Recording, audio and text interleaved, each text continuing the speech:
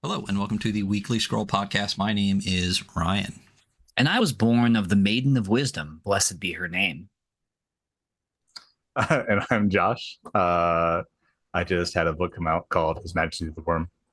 And Oh, really? hello, I'm really pleased to be here to talk about it. We're pleased to have you here. So, Yeah. Thanks for having me. What we should have done, which I absolutely didn't do, is go back and remember what episode you were on last time, because you've been here before. So I'm just going to look that up real quick. That's so usually we can my be like, job. hey, don't forget that. Yeah. So Josh, yeah, you've been here before. You were on, the end of last year, leading up to prior to this release coming out, and then 8 months later, the book finally came out. So when Hunter lets us know what number that was, 117. 117. That's crazy, because this is like episode, 160 something? So that was like 50 episodes ago. That's crazy. And now the book is out. It's here. It's in my hands. It's a beefy boy. It's a nice, shiny, beefy boy here. I didn't get a physical one yet. Not yet, because it sold out twice already. Yeah. Which is I had to pay his ticket as well, guys. So shh. Yeah. Don't speed. Or don't get caught. So let's just, so when you were on before, we kind of talked about like the game, leading up to the game, what the game is going to be like and everything. The game is out. And at some point, we're going to review it. I believe that's going to be it's not this Friday, but next Friday, we're going to be talking about it. So today, though, what I really want to talk about is everything kind of leading up to it coming out and how it's felt since. And the first question, since I just said something about it, gosh, how does it feel to spend this much time on a book and it sell out not once, but twice, like the day it drops? Yeah, I mean, it feels. I people have been so kind to me about it, and I'm so grateful for everyone's, the generosity of spirit. It feels weird, to put it simply. I've been a guy that has had a book coming out for so long. I'm still learning what it's like to be a guy who has a book out. I'm much more familiar with the sensation of saying it's coming out soon, and I have been saying soon for 3 years, because this is my first printed book. In my first project of this size, I'm completely ignorant, and maintain most of my ignorance is not cured. But like how long it takes to make something, and like physically print it on paper, and the people that are involved, and the steps that it takes to get it out of Lithuania and into your hands, in whatever state it arrived. That is all new information to me. So soon has been a long time, and recently published has been a short time. So I'm still figuring that part out. Yeah. I got it. And listen, it took a long time to get, but it's beautiful. I think you made some really fantastic choices with just talking about it as a product. First and foremost, the printing is gorgeous. For those that are not watching, that are on listening on podcast, go to YouTube, watch this one. But we're never not gonna love a nice foil giant logo on the front, honestly, and the like village dungeon, like landscape, kind of very like opaque-ish transparent like background is such a nice touch. The ribbon inside, the heft of the entire book. As far as like all of those things, how much, because I know, so you worked with Exalted Funeral in getting this book out. How much of those design choices for the actual like book itself were you being like, this is exactly what I want, versus, since it is your first book and Exalted does this as their whole thing, was them being like, we think this is like a good way to go? Yeah. So let me credit Pete Borlis, who is my graphic designer. Pete's great to work with, and anybody that is has a bunch of words right now in a Google Doc and is like, wow, I wish I had somebody to talk me through some like graphic design choices. He's just wonderful to work with. And he was a long time collaborator and long suffering collaborator, because I do not have a graphic design background. And I could tell as I was like laying the book out, I could see him like, oh boy, and like just like really break down some of the essentials, because I did the layout myself with his help. He designed it. And then I practically did the page by page. So the things that you just like highlighted and praised were all his insights. He also, I mean, he has a lengthy bibliography. I think I first noticed his work in the Labyrinth adventure game from Riverhorse, Ben Milton and Caesar last name. Sorry, apologies to Caesar. But that's what like got me turned on to him, and so those were all him. When I came to Exalted Funeral, who have been very helpful, but like I came to that with a finished book, which was maybe not the right way to do that. Maybe I wouldn't do that twice, but it is the journey that I took to get here. I had a book in hand, and I was just trying to find somebody to help me like print it, and they helped with that. Yeah, it looks like that. I mean, that partnership's working out great. You're selling out multiple times on EF. The book looks amazing. How did it feel when you found out you sold out the first time and the second time? Like it was a whirlwind of like it happened so shortly. I didn't know how to like quite process it. There is a lot of, and I don't know how interesting this is to people that aren't like involved in indie publishing, but like there's a whirlwind of like physical steps to like self market the thing that you're doing, and like if you don't, like who's gonna, right? So like sending out an email and updating the itch page and updating the drive through RPG page and posting on socials and asking your indulgent friends to reblog you, making update on your blog, so like there was like I was consumed in a whirlwind of activity, being a social media group of team of one.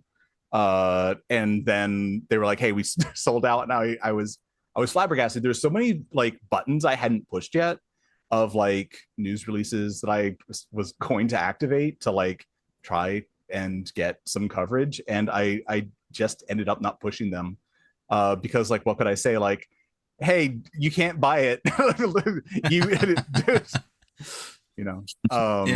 But it was like 3.5 hours. Yeah, the first one. Yeah. Like I got it, and by the time Hunter even like woke up and like got my text message, he's like, bro, it's gone. So yeah. So one thing you said, you had a finished book when you got to EF, and part of that, and I know we talked about this in the previous episode, but I'm gonna be honest, I don't remember half what we said, so we'll touch on some stuff again. Part of that is because you itch funded like the entire progress, right? That's right. Yeah, so I might be the odd man out here, and again, I apologize to people whose like whose main interest is in indie publishing. I have unfortunately dwelt in this like dark corner by myself the last little bit, so like it's really where my head is at. But I've worked on His Majesty the Worm for 8 years. I did it on Sundays, just kind of like methodically working every Sunday. Today is a Sunday; it's a working day for me, as this like side gig. And I think a lot of contemporaries use Kickstarter both as a way to crowdfund, but also to market their work. And more power to them. And it seems to work well. I think the main thing that you sacrifice for a Kickstarter is like sanity and your like love and respect of your fellow man. And like I don't know that I wanted to give those things up necessarily. And a Kickstarter almost feels like it should be made for people like me, somebody without a publishing background or any experience. A nice way to say like, hey, if this sounds interesting, would you throw me a couple bucks and I can like get art and editing and stuff. But the practical realities is that like, the biggest RPG companies on the planet, which is certainly not a large amount of anything, but like in my space, right. The very biggest people that have RPG companies use Kickstarter to do their fulfillment. And so when I'm a project on Kickstarter and I'm a nobody who doesn't have art, who doesn't have editing, who doesn't have anything, that project is not going to do well, because the projects that are being funded are projects that are essentially laid out, have all their art, are complete, and they're doing this to grab names for fulfillment, right? and gauge how many copies they need to print. So Kickstarter is actually not a really good model for I have nothing. What should I do about that? Long funding, either through itch or something else, seemed to be a good fit for somebody in my shoes. So what I did was I put out chapters of the book. I put out 4 chapters of the book. They had really rough graphic design, you know, like kind of slapped into a layout. And as I mentioned before, like I don't have a background in that, so Pete had to do, you know, a lot of teaching and lifting to get the book into the space that it is, because I think he did a really good job of it, and I think it looks really good, and I'm very proud of the work that he did. But so, like, you know, absent his help, I just kind of slapped it into a PDF. I put some free public domain art in there, and I put most of the chapters up for free or for pay what you will. There's like a couple of them had a couple bucks, but like you could get it for free if you signed up for a newsletter, blah blah blah. And people would buy them over the course of months. It was a slow burn, and whenever I got a chunk of money, I would buy one thing. So if I got $300, I would commission one art. I would be like, Zoidberg, one art please, and somebody would give me one commissioned piece of art. And then I would like save up enough money. And then in 2 months and 3 months, I'd get one other thing, whether it was, you know, an editor, you know, enough money to get another piece of art or some graphic design or whatever. And like I made the book piecemeal, like really slowly, using that methodology. And I'm not advocating that people take 8 years to make projects, but I do think that like that sort of long tail, it doesn't publish until it funds, is actually a probably a good model for somebody in a similar situation where Kickstarter, if Kickstarter is not a good fit for you. Yeah, it's really interesting. You know, you've itch funded for a really long time. I know that after, I mean, Hunter still obsessed with Luke Gearing's game. Wolves on the Coast. Wolves on the Coast, yeah. Watsy. Yeah, the real Watsy. The real Watsy.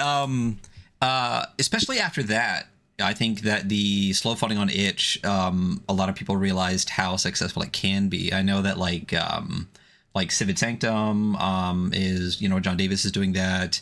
Christian Sorrell is doing that. Yeah, get up on it.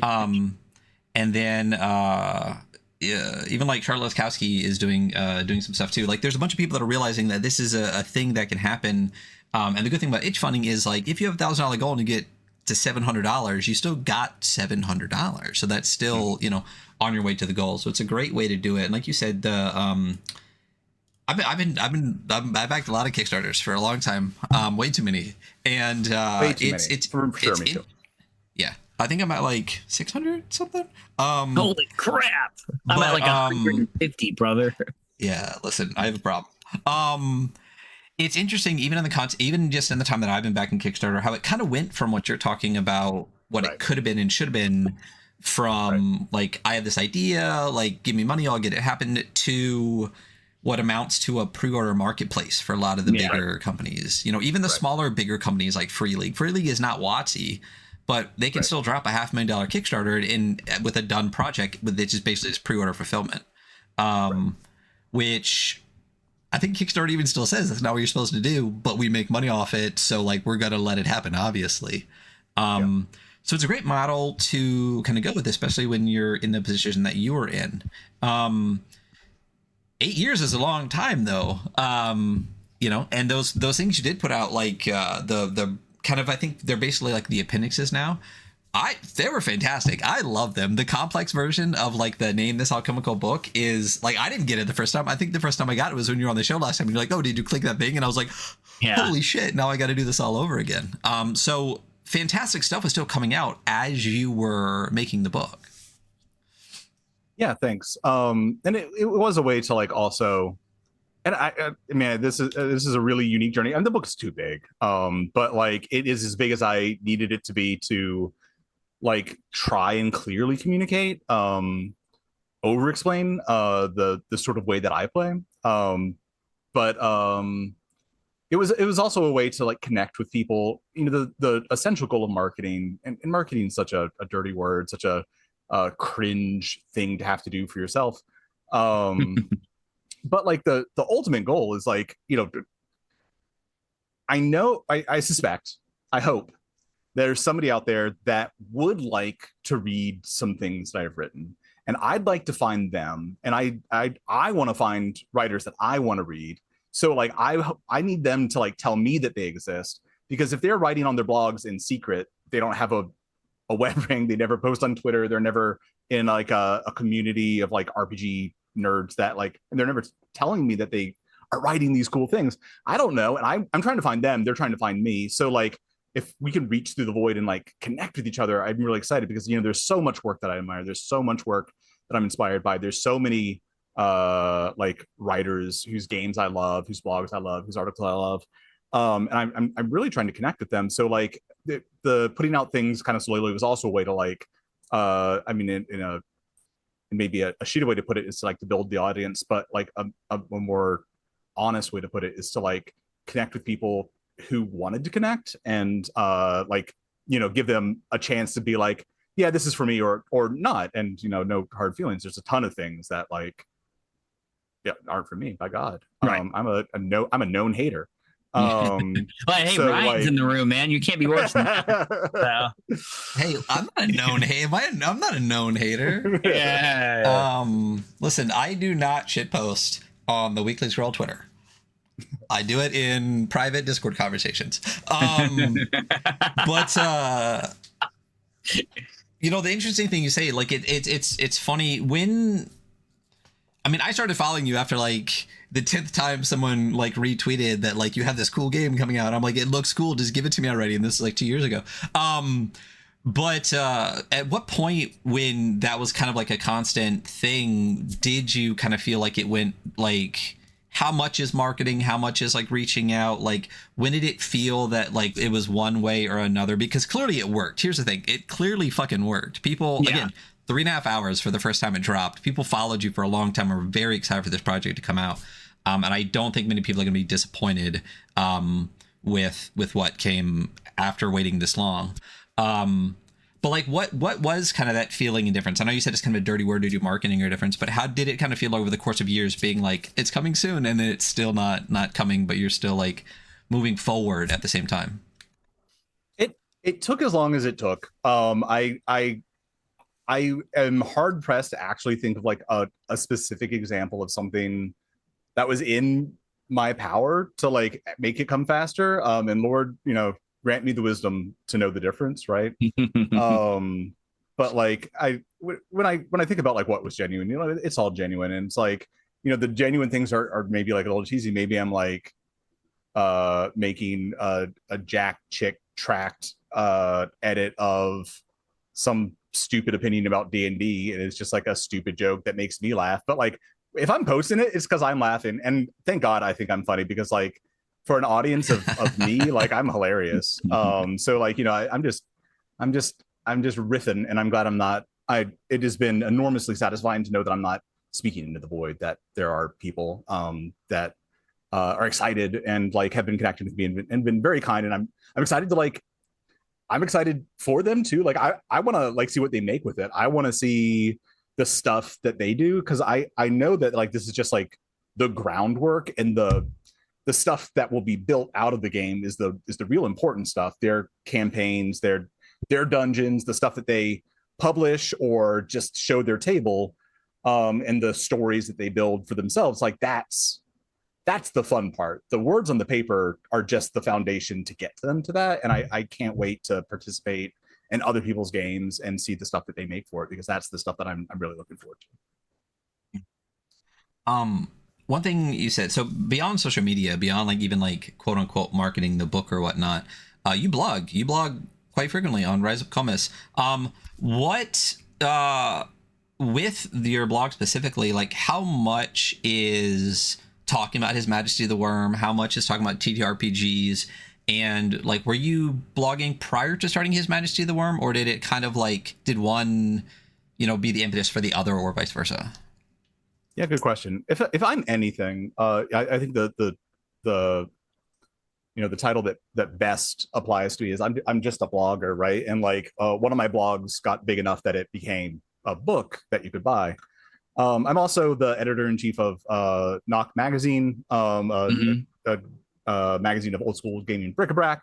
And I yeah, nice. Mine are there. Ryan pointed to his, so I was like, I got to point to mine too because it's actually on the shelf. So, and that community of blogs like made the old school scene, which like lived and died and like is carried on in all of our hearts. And I very much believe in blogs as a way to get ideas out there and then pass them around like a mimetic plague. I am so interested in ideas that I've seen on blogs that like somebody threw out as just like just a midnight idea. It's 300 words and they didn't do anything with it. They just had to get it out. And that's one of the things that blogs are great about: thought exorcism. This idea is bothering you. And like if you're not careful and if you're unlucky, you're going to start writing something about it and you're going to waste 24 hours of writing time into an idea that like you're never going to really take to fruition, but you have to get it out. Just write a blog about it, get it out of there, and it will leave you alone. But then it can like go around and start infecting other people. And like I've seen these ideas on blogs like come out of somebody's head. Somebody says, wow, that's really cool. They build the concept out. Somebody hates it, and writes an inspired treatise against it, but that inspires like kind of more like nuanced, better takes about it, and like it improves the resource, it improves the discourse, it improves the theory, it makes better games.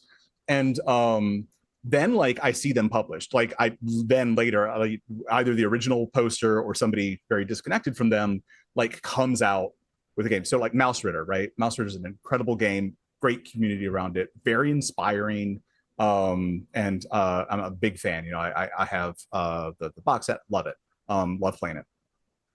Some of those ideas, the character sheet with the little like gluable items, like makes you feel so mouse-like, because like, yeah, my guy he's just a little guy. His sword is a needle and his shield is a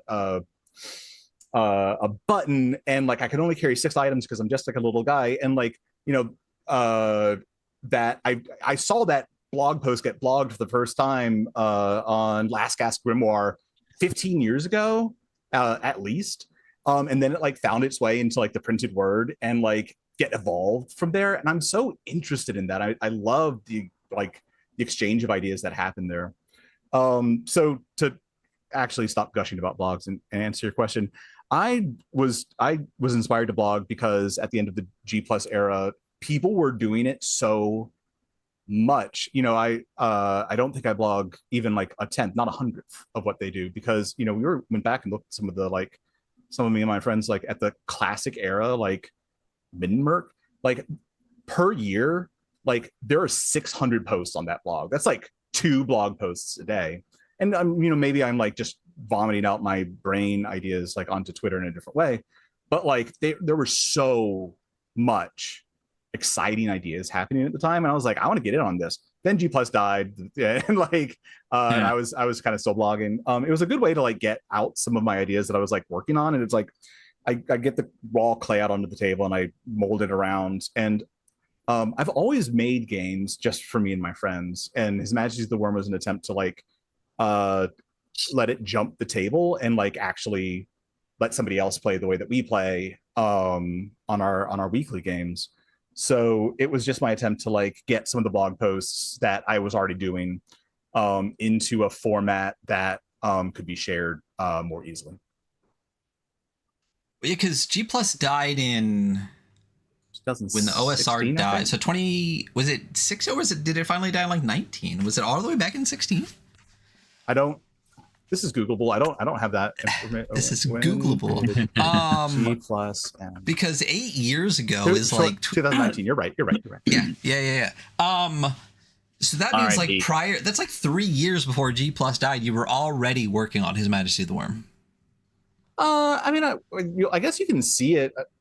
I guess you can see its origins there. I don't know when the first post was that I made it, but it wasn't the first thing that I was doing, you know, like the very first things that I were doing were kind of just like making like OSR hacks, which is like a coming of age right that everybody that has a blog does. You know, they take the X and they put the house rules they like in it, and like at some point it morphed. It diverted wildly. Yeah. Wildly diverted. It diverted wildly into a much more interesting and unique decision-making system. Right. Thank you. Yeah. I would not the last thing. If we happen to tangent back to blogs, and I'm definitely down to keep talking blogs. But one thing you said is like, you know, reaching out, finding other blogs, finding bloggers and stuff like that. So I'm not asking like your 3 favorite or the best blogs ever, but for what are your 3 favorite? Because we had Prismatic on recently too. Like if people want to kind of like, you know, get into your brain a little bit and like read the kind of things that you're reading as far. And at one point you said like, you know, your favorite games and stuff too. Like if you had like 3 or 4 blogs and like 3 or 4 games that kind of goes. If you want to know Josh a little bit, like these are the kind of things to check out, what would you say? Yeah, great question. It would be really hard to like rank them, and it would be really hard to like narrow the list down to a very short amount. Prismatic Wastelands, a phenomenal blogger, big fan. Like there's a sense of joy in his posts that I really like. Mindstorm, another like great blogger, some like really interesting ideas coming out of there. I like his games too.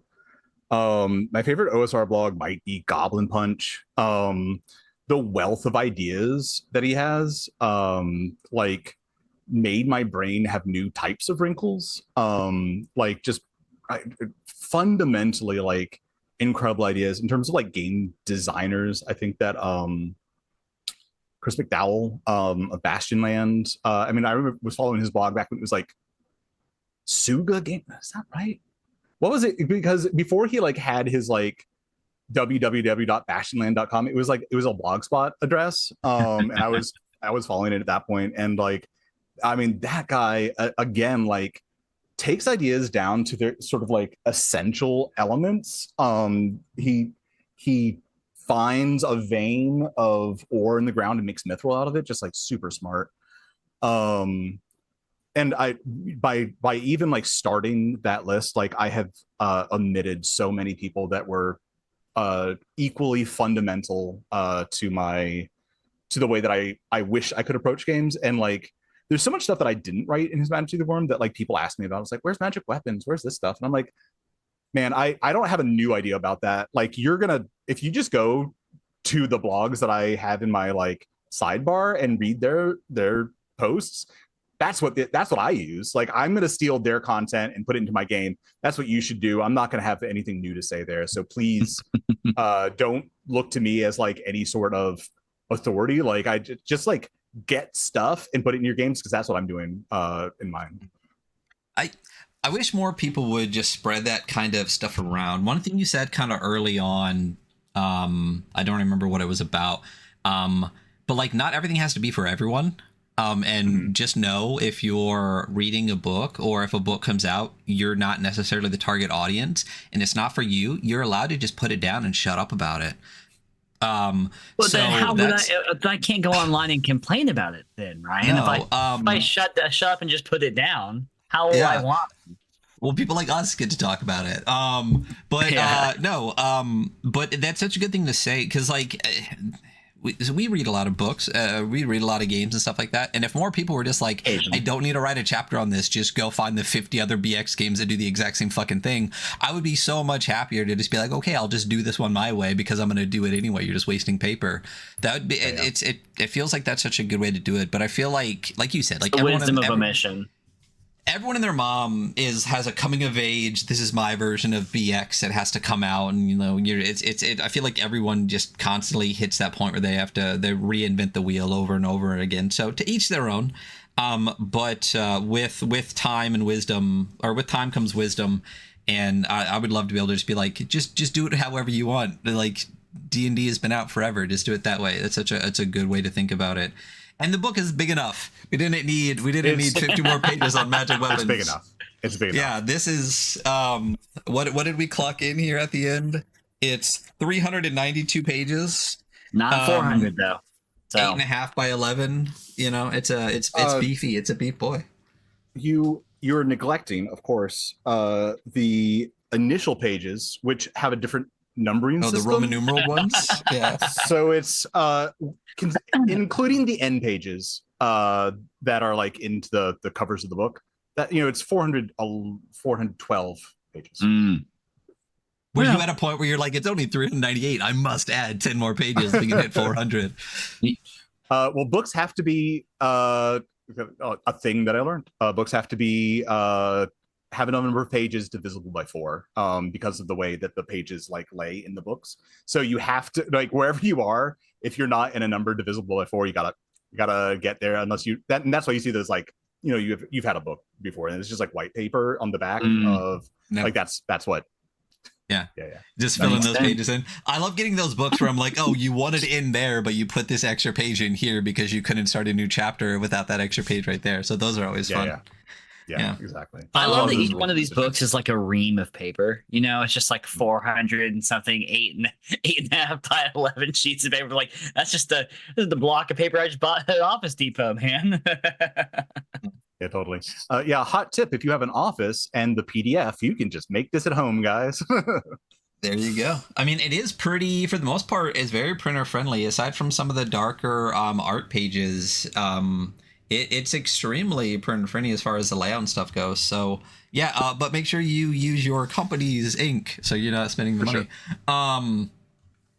But yeah, so Exalted Funeral, you had this book, you spent 8 years making it, you have it all done, and then you're looking for a way to get it printed. How did that kind of come about? Did you reach out to them? Did they reach out to you? What was it like to kind of get that partnership up and going?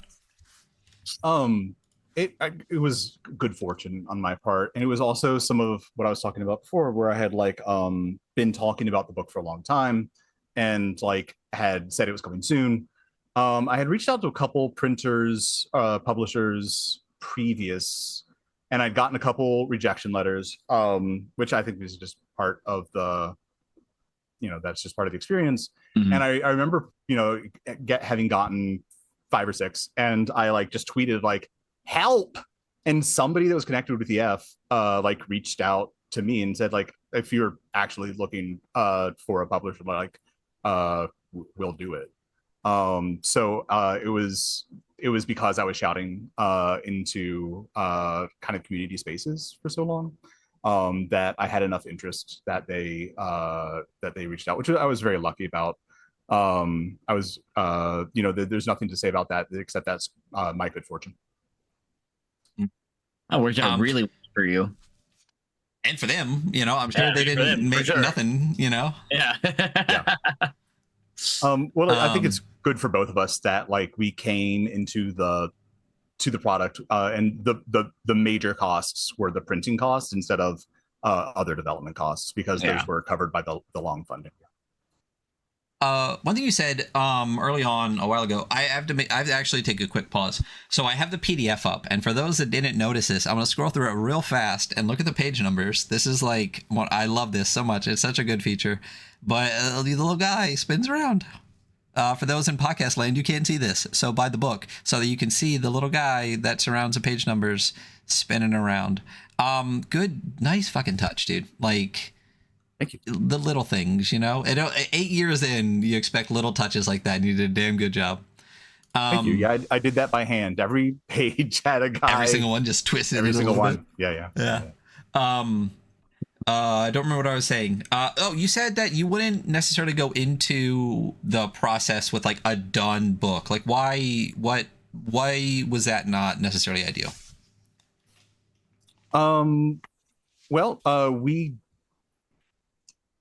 I think I should start earlier in getting the advice of a publisher. There were some pieces of feedback because they did an editing round. And I was constrained in my ability to take kind of the largest pieces of feedback because the book was already laid out and I wasn't going to make major changes that would affect large parts of the layout at that stage. The book would have been probably improved if I had been able to benefit from their expertise earlier.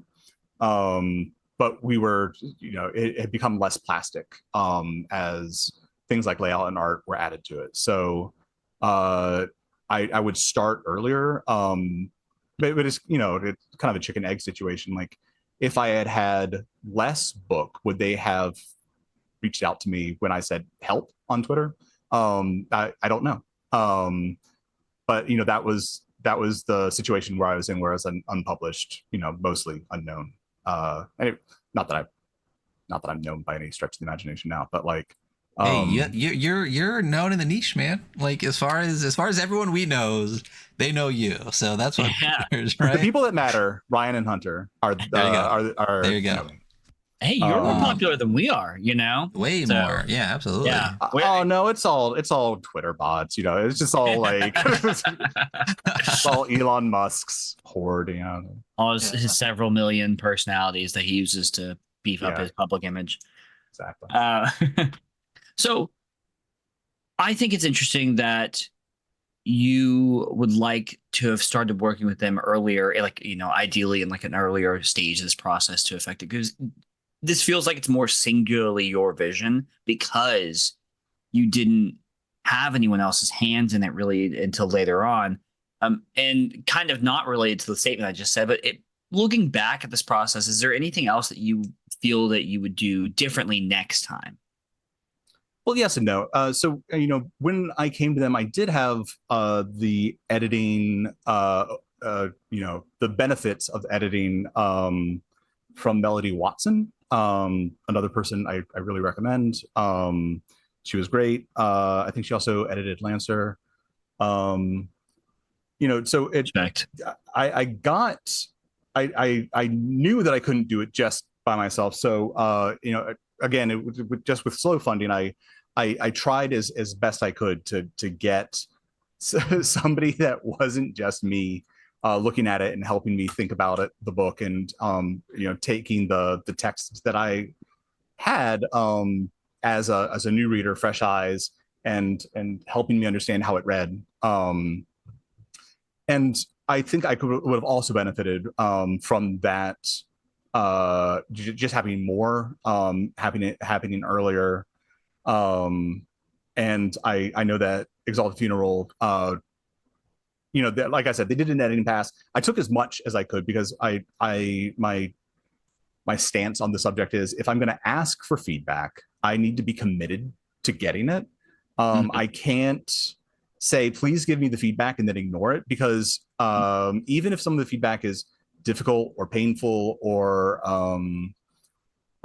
complicated, I've committed to it, and your editors are invaluable, and you need to treat them like that. So if I had been less committed with every round of feedback, and less committed to the page, it would have probably benefited.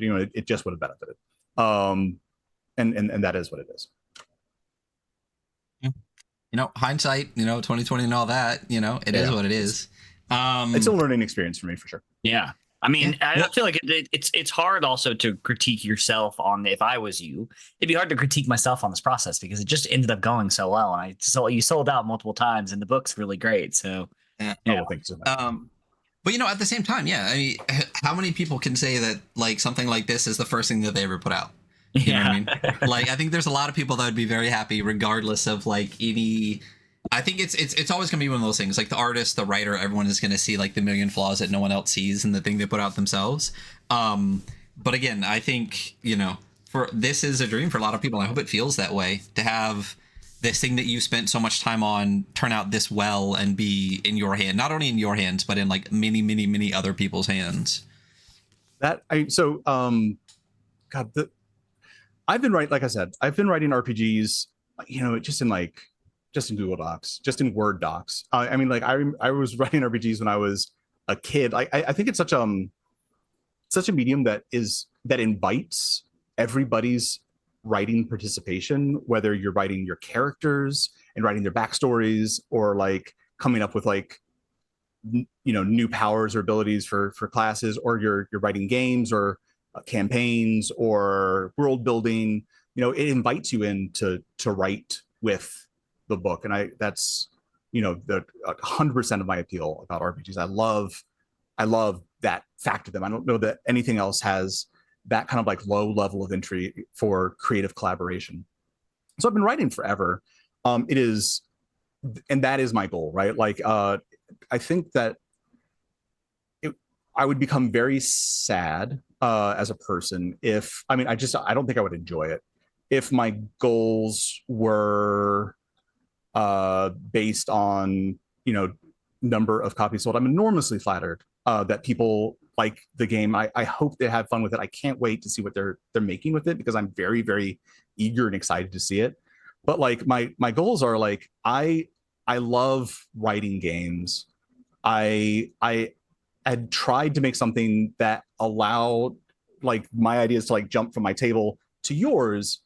I hope that there's something there that you can take and use and put into your game's practice. And I can't wait until you send it back to me, kind of like I was talking about with logs. Like, I want to see that resonate and come back to me. But I'm also enormously pleased to be at a table with my friends and have a book that I can open and flip through and like get to the answers. And like, I want fewer barriers between them and me. And when I'm a pretty analog kind of guy, and I've been obliged to use a computer to like read the rules and like look up stuff during the games. And now that I can close my laptop and just have the book between me and the 6 people at my table, I'm thrilled. I'm thrilled to have that be true. That's very exciting.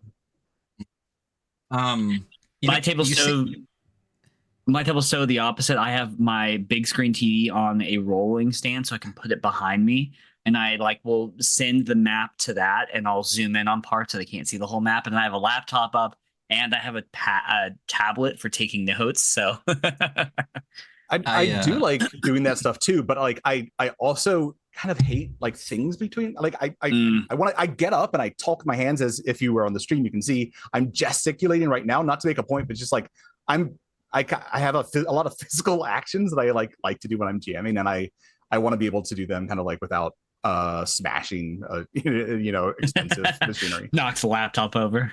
Yeah. No, I for a long time I had used like the mounting holes in the back of a TV, and actually like built like feet for it to stay on, so I could lay it flat, and then had like put like correct to size like gridded maps on the TV so they could be like live and shit. That was fun for a little bit. So cool. That's so cool. Yeah. It was a bitch to carry when you weren't playing in your own apartment, though, I'll tell you what.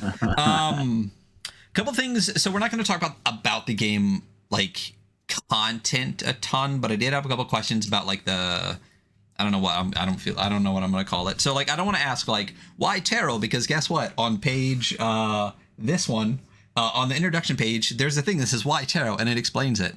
My question is not why tarot, but when tarot. Like, at what point in His Majesty the Worm did you go, you know what? Fuck dice. We're going tarot.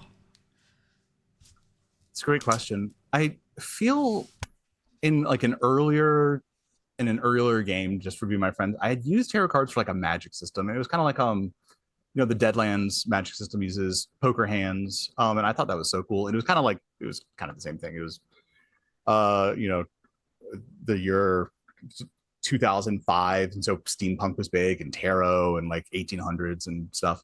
And I liked it a lot. I thought they were cool looking, and there was an air of mystique, which I say in the introduction. I think they're more interesting to look at than other types of cards.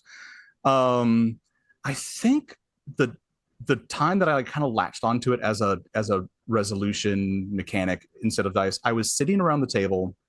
I was playing. I think we were playing Pathfinder, but we could have switched to 5th edition at the time with my college buddies. We graduated college and like still got together for like monthly D&D games. And there's like a lot of us, and it was a blast. We'd make chicken wings and drink beer and play D&D, and it was just real beer and pretzels kind of fun. But there was like 6 or 7 of us, and sometimes like as we like got kids, sometimes our kids joined. And God, like I would sit there waiting for like an hour between like my turns in combat, right? And there's nothing, there's no cure that I know of for that. You could be the most disciplined people in the world and just physically speaking out loud. I cast a spell. Here is the roll. Here is the defense. This is what happens. Like, takes a long time when you have that many people sitting around the table, like chugging beer and eating wings. And like, I was sitting there just thinking, like, if we could all make actions at the same time, this would be more fun because I'd have to wait less. Well, how could I do that? It's like, well, I guess if we had cards that determine what we could do, there could be different like stages of combat. And like, I just sat there like musing about like rules because I had so fucking long to like wait. And that was when I think I like grabbed onto cards, and I just think tarot cards more interesting than playing cards. So I think that's when it was born. Yeah, that's pretty cool. I will agree that those combat turns in 5e and such can take an insane amount of time. And I think the tarot cards really add like a weird esoteric, like arcane feel to playing the game that I really appreciate. Yeah, I mean, if you imagine in the 70s and like you're starting to play D&D and you're like, yeah, let's take out our dice. This dice has 20 sides. You're like, what? Like, and now it's very rote. Like we're very used to the normal like platonic sided dice.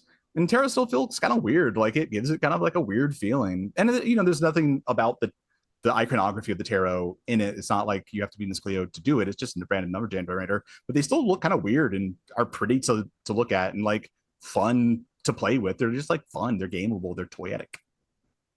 Well, and you do a good job too. Again, we're not going to dig too deep in the mechanics, but like you even have a thing where it's like, we don't have tarot. Here's how you use regular cards. Like if you need things that aren't 20-sided dice, like here's are different ways to like do all the things. So it's not like you necessarily have to, but it's definitely one of those things where like thanks for not just doing like a D20 rollover. You know what I mean? Like I'm so glad that I don't have to read another like 400-page D20 rollover. So like it's a wonderful mechanic. I'm excited to talk about it and dig a little bit into it. But like you said, there's a lot of stuff there at the book that is it's different, and not just for the sake of different. It's different because it's like interesting and it fits the game, which is always really nice to see. It's not just like here's my version of the redundancy, and again, we'll talk about that a little bit more in 2 weeks. I've actually started writing down questions. This is how so for those that don't know, this is how the episodes go. We start with nothing, and then this is how it looks as we go. So as we said, and eventually, it doesn't matter that it took as long as it did for it to come out, but 8 years, when was it actually, like, when did you feel that you were pretty much done though? Because I know it's taken probably, it sounds like 9 months to a year to actually get it into print. So when were you like, besides a couple small tweaks here and there, when was it done? There were probably a couple times, just again based on my like ignorance of the process, how long it would take, and kind of how much more work needed to be done, where like I thought like I'm done, and like the text, maybe the first time that like I thought the text was really finalized, and we started layout, and layout took 6 months. I had no idea it was going to take that long, but that's how long it took me. And I'm not in a race with anybody else, right? It's just like, this is how long it takes me. Josh McGraw. At the time that like the InDesign book was ready was the end of last year. So it took, and I didn't touch it for that long, but that's how long it physically took 7, almost 8 months of like, dear Exalted Funeral, here's the book, love Josh. That's how long it takes to like physically print something and ship it from the printers and put it into warehouses, and mail it out to people. That is something I didn't know. And now I know. And not the last, there's plenty more questions, but the last one that fits on this Post-it note is it's a book. It's a big book. Was there ever in your mind, because clearly, like you said, you did layout, you did all of this stuff, obviously it's one big book. Was there ever a time where you're like, man, maybe this should be 3 books? Yeah, well, so the thing that I always had hoped, my vision for the project, until I started talking to Exalted Funeral, which is like at a time that I had a pretty finished book, I wanted to do a box set. And the reason that the appendices are called the appendices is because they were going to be separate books that you could sit out on the table. The practical realities of printing that many books, putting them, which takes, you know, human labor to put into boxes, seal the box in cellophane. The cost of that as an MSRB was like $200. And some people might be excited about the book, but like they're not $200 excited, I bet. And so like the cost of that was just prohibitive. Now I did spend $200 on the Dolmenwood box set, and I'm very excited about it. But not the only one. It's a big book. But it is one book for cost saving measures, trying to get it kind of as affordable as practical realities allow. If I could have, you know, at some point, maybe I could have like split this up into 3 books, kind of like Dungeons and Dragons does it, you know, like, so in the book, you know, you have the GM's guide, you have a tutorial dungeon, you have the player facing rules, you have magic and alchemy, you have a bestiary, you have rules to make new kinds of creatures, you have a dungeon creation procedure, you have a city creation procedure. It's a complete game. And I remember when I was a teenager and I mentioned Deadlands earlier. I bought the Deadlands player guide, and as a teenager my discretionary income was very small. I had saved up for it, I was really excited about it, and I still couldn't play the damn game because I didn't have the GM's guide. I remember being so upset about that. Like, this isn't a complete game. I thought I've been tricked, I've been swindled, I've been duped, and I wanted to give people a complete experience. So at some point maybe I could have split it up, had a GM's guide, had a monster manual, had a player's guide. Maybe those like PDF costs would have been closer to like what people had expected. You know, each of those PDFs could have been $20 or something. But like I wanted to give like a more complete experience, and so I opted to keep the books together. Yeah, I mean, capitalism sucks. If we could all just have like our ideal projects, it's interesting the number of times that we've seen. We've gotten that answer where they're like, I wanted to do this differently, but it would be too much money for anyone to actually pay for, because they might think it's great, but yeah, like you said, it's not. They might not think the first thing I ever did is like $200 to $300 great. You know, Dolmenwood. Right. I mean, how long is, you know, that's something that's been, you know, a thing forever, and people can, in their minds at least, justify, you know, spending that much money on a book. Because again, I did too. I'm very excited for it. Very excited for it. But yeah, it's, you know, it sucks when you go like, I would have loved to put color in this book, but you know, money, you know, it sucks. So I will say, for a book this big, it did a good. I'm excited to talk about it. We're I can't wait till we get to the review and go over it. But what does the future look like for, first, let's say, His Majesty the Worm? So I know you said that you're excited to have other people making stuff for it. Are you planning any type of jams or anything like that? Or like, obviously there's a very permissive like license in the front. I think you pretty much just say like, just don't steal the art, I guess, but like, please make stuff is what like the beginning page pretty much says. What does that look like to you? Like, what are you hoping for? Yeah, I mean, great question. I am excited to see what people can make with this. I am hosting a jam in September to start working on some dungeons together. So as you get the book and digest it, I would love to like work with others to create content that you can use to start making your mega dungeons. So, you know, my dirty little secret about making mega dungeons, the reason I say that it's easy is because there are so many people already that have like made really, really cool dungeons, and your work is curation, not creation. So take stuff that exists, and like, you know, I'm not going to use almost any RPG product without any tweaking. So like, take stuff that exists, put it together in a way that makes sense to you, change the bits that are like interesting for you to change, and start running the game. So I'm going to hold a jam. I'm going to make some dungeons together as my hope. And we can,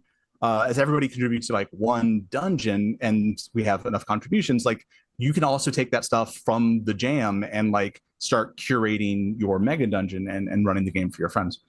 I also have a dungeon coming out. I soon TM. I'm playtesting it right Not now. again. Yeah. I'm playtesting it right now. It's called the Castle Automatic. When it is done, I will publish that as like an official, His Majesty the Worm licensed product. But as you said, the license is permissive. I hope that there's something here that tickles somebody's brain and they would also like to make it. I'd love to see what you guys make. And are you say this exists, right? It does. Not say that. We say because it does. It's in our hands. Years down the road, right? And you see this, you see that, people make a thing, you realize, oh, maybe I could have tweaked it this way a little bit. Are you the kind of person who is like, this is a thing, this is His Majesty the Worm? Or are you the kind of person that's gonna go, I'm already got 2E on the mind? Like where is that in the mind at all? Is that it, or is that a seed you're trying to like push away and let the game exist as it is for now? And I know it's fresh. I mean, the game is just out now, but I mean, I'm sure you've thought about things. So what are the thoughts like? I have a lot of ideas for projects and things that are interesting to me. I am lucky to have the space to like have creative projects, and I also know that given the long tail that it takes, any creative project, like the things that I'm interested in today might not be the things that I'm interested in 2 years. I feel pretty committed about getting this this dungeon out to try and support the game and help people get it to the table and get it in front of their friends. After that, I'm really just, I guess we'll see. We will have to see there what like we're interested in. We have a couple knocks also in the wings, so that's also taking like a lot of time and like creative brain power. So I'm also excited about those coming out. I totally, yeah. I know that you do knock, and you even said you do knock, and I don't know how I forgot to write down knock. Like, what the heck? Like, knock. Like, how the heck did that come about? And obviously, we'll keep waiting for all those each time they come out. They're always gorgeous. They're always beautiful. But yeah, I guess you do knock. Tell us about how the heck that happened. I mean, again, there's just good luck. The Merry Mushmen are doing a lot of things right now. They have a lot of cool projects. The Black Sword hack has been a big success. They're continuing to put out some really cool old school adventures. That was their most recent Kickstarter. They have a new game coming out, Dungeon Inc. There's a free to play sample on the website, and so like many RPG outfits, these are all labors of love. These are all passion projects. And it's a very small team, right? So the Merry Mushroom Men, Olivier and Eric, are expanding their focus and doing a lot of different things. So they brought me on board to help with Knock because I have some experience in the space and some experience as an editor. So I'm lucky enough to get to like do my favorite thing, which is play with blogs and play in the old school space. So to free them up to do kind of like an expanded lens, a widened lens of old school stuff. Yeah, very, very excited. The Merry Mushmen are there. There's like 3 or 4. Again, we're not going to list. We're not going to like. I'm going to list, but we're not going to like rank or do whatever. But people like the Merry Mushmen. People like Games Omnivorous. So people that like really lean into the kind of like, I don't want to say art housey, it sounds pretentious, but like fuck it, I am.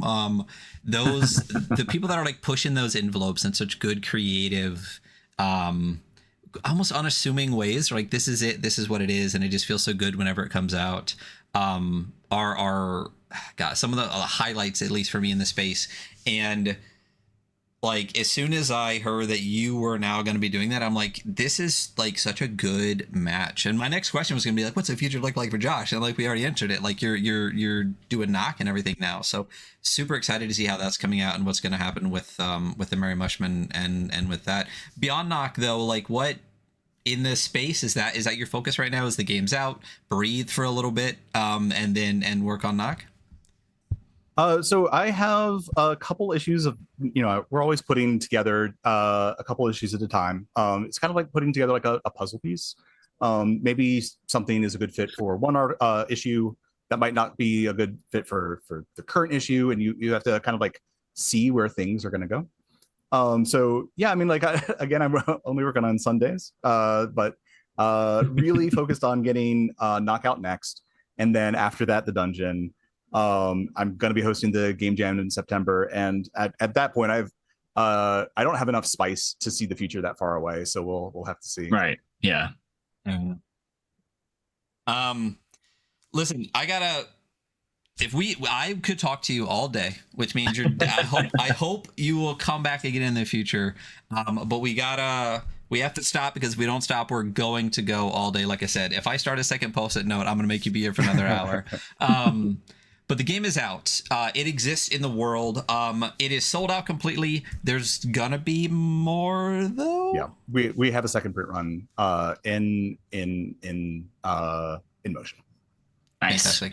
And prior to that, like if you weren't physically able to get the book, where can people find information about you, information about the game, the PDF for the game right now, so they can still play it since it does exist in the world? Where can they find all of those things? Yeah, the game's website is hismajestytheworm.games. It has links to all the places that you can buy it, all the kind of usual suspects. It has a link to my blog. It has it has my email if you want to get in touch. I'm Rise Up Comus on most social media. So if you want to chat about anything, I would love to chat, and I would love to come back, Brian, and chat some more here. Always get that second post. Come back. Absolutely. Come play a very small part of a mega dungeon with us. We'll chat a little bit more, especially after we review the game and stuff like that. Always super welcome. It's always very nice to have you here on the show. As Josh said, check out all those websites. We'll make sure that everything is listed below, so you can find that a little bit easier. Definitely go to Exalted and hit you can always do that like notify me email from them, and it works really well. I've definitely randomly, they had like Night East at like 2:00 in the morning pop up, and I snagged a second one with that notification system. So definitely hit that so you can get this book if you were unable to get it the first 2 times that it sold out. Once again, Josh, thank you so much for being here. Really appreciate it. And you'll definitely see him in the future. So thank you so much. Thank you, guys. Thank you. Everyone out there, thank you so much. We will see you all later. Bye.